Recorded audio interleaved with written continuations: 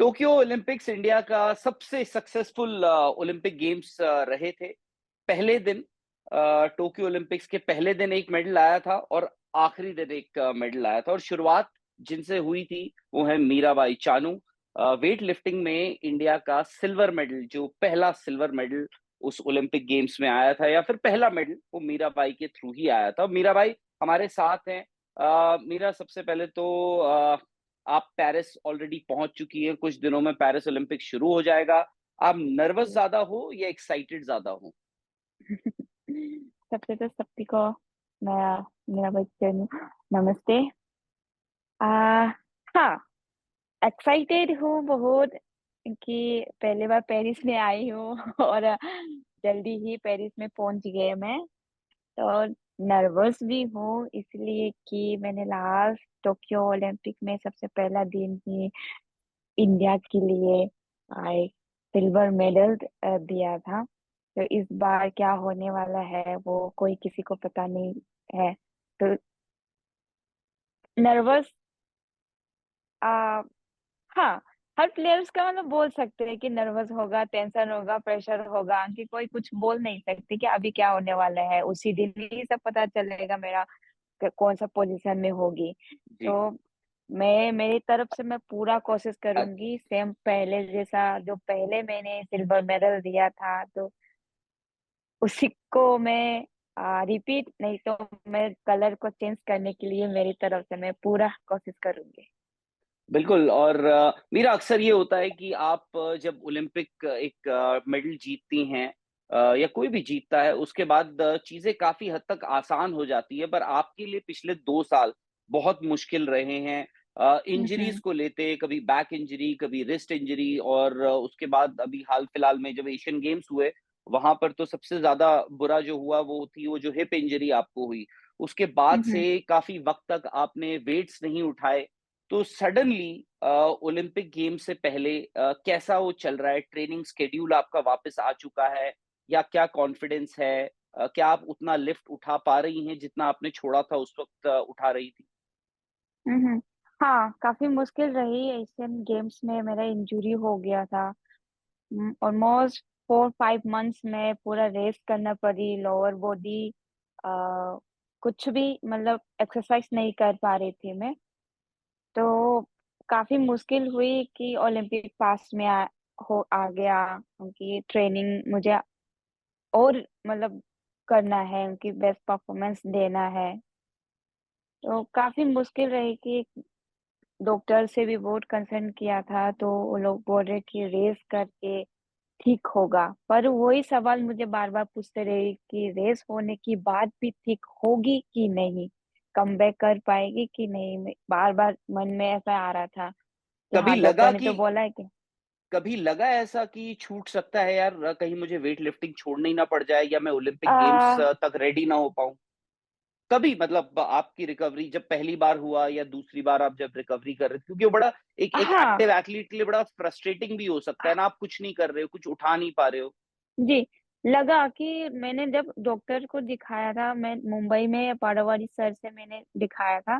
तो उन्होंने जब मतलब एमआरआई स्कैन वो सब में कुछ आया नहीं था, कुछ ऐसा चोट फटा हुआ या सोइलिंग जो भी होते हैं वो कुछ दिखाई नहीं दे रहा था। पर पेन तो ऐसा पेन हो रहा था कि मैं फ्री फ्री स्क्वाट में भी नहीं बैठ पा रहे थे, स्क्वाट में भी खुद बॉडी वेट में भी मैं नहीं कर पा रहे थे। तो वही बार बार मुझे आ रहा था कि इसी जो फ्री स्क्वाट में भी मैं कर नहीं पा रहे तो मेरा ट्रेनिंग तो ऐसा मतलब बहुत हमारी वेट लिफ्टिंग में जो स्क्वाट जी। ये सब में बहुत ज्यादा फोकस करना पड़ते हैं। जब स्क्वाट आएगी तब हमारी वेट ट्रेनिंग में आना शुरू करना है। तो फ्री वेट में भी नहीं कर पा रहे तो ऐसा लगा कि होगा कि नहीं मुझे। कुछ नया करवाया आपने मेडल जीतने के बाद? कुछ शौक होते हैं ना आपके कि मैं ये करूँगी अगर मैं मेडल जीत गई, कुछ ब कोई कुछ ऐसी ऐसी चीज़ जो आपने पहले नहीं करी थी, कोई माँगा हो कि अगर ये हो गया तो हाँ, मैं ऐसा करूँगी?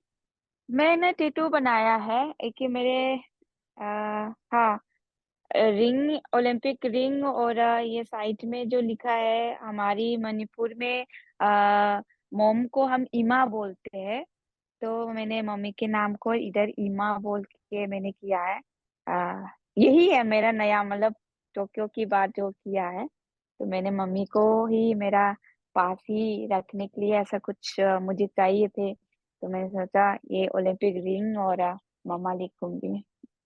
अच्छा, तो मुझे पता है क्योंकि आपने इस बात का मुझसे जिक्र किया था, पिज्जा आपको बहुत पसंद है। आखिरी बार कब खाया था? मैंने पिज्जा खाया था आ कॉमनवेल्थ गेम्स की बात, ये तो याद है। कॉमनवेल्थ गेम्स के जब तुरंत खत्म हुआ था मेरा कंपटीशन, उसी टाइम में मेरा फ्रेंड ने लेके आया था। उसके बाद पटियाला में मैं एक बार खाई हूँ। 2000, तो आप बात कर रही हैं 2022, 2022 की। तो फिर करीब आके इंडिया आके पटियाला में एक बार खाई है बस। अच्छा, तो इस बार कुछ है कि इस बार ओलंपिक मेडल अगर आता है तो ये करूंगी, ऐसा कुछ कोई प्लान है? अगर है तो आप शेयर कर भी सकती हैं, नहीं भी कर सकती हैं। कभी कभार होता है अभी तो कि ऐसे बोल नहीं सकती मैं कि ये करूंगी वो करूंगी। अभी कुछ प्लान नहीं है। प्लान मेरा यही है बस, ओलंपिक में फिर से इंडिया के लिए एक और मेडल देने के लिए। इसके बाद मैं सोचूंगी क्या है क्या नहीं, अच्छा, क्या मीरा, करें। आपका डाइट प्लान क्या होता है? खाने में क्या खाना पड़ता है? मैं खाना पड़ता है इसलिए बोल रहा हूँ क्योंकि आप एक एथलीट हैं, तो एक स्ट्रिक्ट आपका रूटीन रहता होगा डाइट को लेकर भी। हम्म। हाँ, बहुत स्टिक है कि डाइट में बहुत मेंटेन करना जरूरी है कि हम वेट का वो होते हैं, बहुत प्रॉब्लम होते हैं कि मैं इतना जो मन चाहिए वो खा लेंगी, वेट बढ़ेगा। तो वो फिर हमको ट्रेनिंग में और नहीं तो कंपटीशन के टाइम में दिक्कत देते हैं। तो मैं जी, वेट को कंट्रोल करके रखती हूँ कि ट्रेनिंग टाइम में मैं 50 या 5500 तक 1.5 kg अप करके मैं ट्रेनिंग करती हूँ, ताकि मैं जब कंपटीशन की एक दो महीने की सॉरी एक दो वीक के बाद में प्रॉपर 50 में ऐसा रखने के लिए। तो मेरा डाइट है कि मैक्सिमम मैं फिश सी फूड ज्यादा करती हूँ लंच में ही, सलाद और सी फूड और दाल राइस करती हूँ क्योंकि मैं तो बिना राइस का मतलब नहीं हाँ, रह मैं समझ सकता सकती। हूँ। और हाथ तो से ही मैं खाते होंगे आप राइस, हाँ जी है ना? बिल्कुल बिल्कुल हाँ। बिल्कुल, तो असली मजा उसी में है। तो और ब्रेकफास्ट? ब्रेकफास्ट में मैं बॉइल्ड एग और बॉइल्ड एग में भी मैं 3 नहीं तो 4 येलो निकाल के और यही खाती हूँ। तो ये और एग ब्रेड या बॉइल्ड मशरूम हो गया और चना और एक ब्रेड ऐसा। अच्छा, मैं वापस उसी दिन पे आता हूँ, 2021, 2021।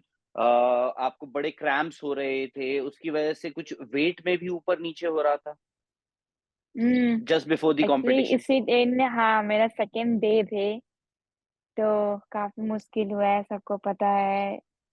जब वुमेन मतलब ये लेडीज प्रॉब्लम हुआ तो क्या होते हैं, तो हमारे साथ कभी कभी भी मैं ऐसा ही सोचती हूँ कि ये हमारी साथ है। पर जब लोट आते हैं तो हमको सब बॉडी को यूज करना पड़ते हैं। तो मेरा बैक मतलब पेन हो रही थी, क्रैम्प हो रहा था पेट में, पर फाइट तो करना पड़े थे वो। तो कब? काफी मुश्किल हुई थी मुझे क्योंकि बेल भी लगाना है। बेल जब लगाते हैं तो ऐसा लगा था कि अटक गया है सांस, क्योंकि सांस ले नहीं पा रहे हैं ऐसा। तो पर पता नहीं उसी दिन भगवान ने मेरा साथ दिया है मुझे पूरा। मतलब ऐसा लगती हूँ कि हाँ भगवान साथ दिया है।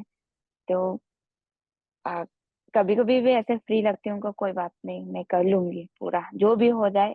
मैं पूरा मतलब स्टेज में पूरा लगाना है मुझे जो। तो वही है कि कभी भी कहीं पर भी ये तो होते हैं लड़की के साथ। तो ये मैं बोलना चाहती हूँ हर लड़की हर प्लेयर्स को मैं बोलना चाहती हूँ। तो ये हमारे साथ तो कभी भी होते हैं। तो इसके ऊपर ज़्यादा सोचेंगी तो बहुत ज़्यादा पेन होगा, बहुत ज़्यादा दिक्कत देगा।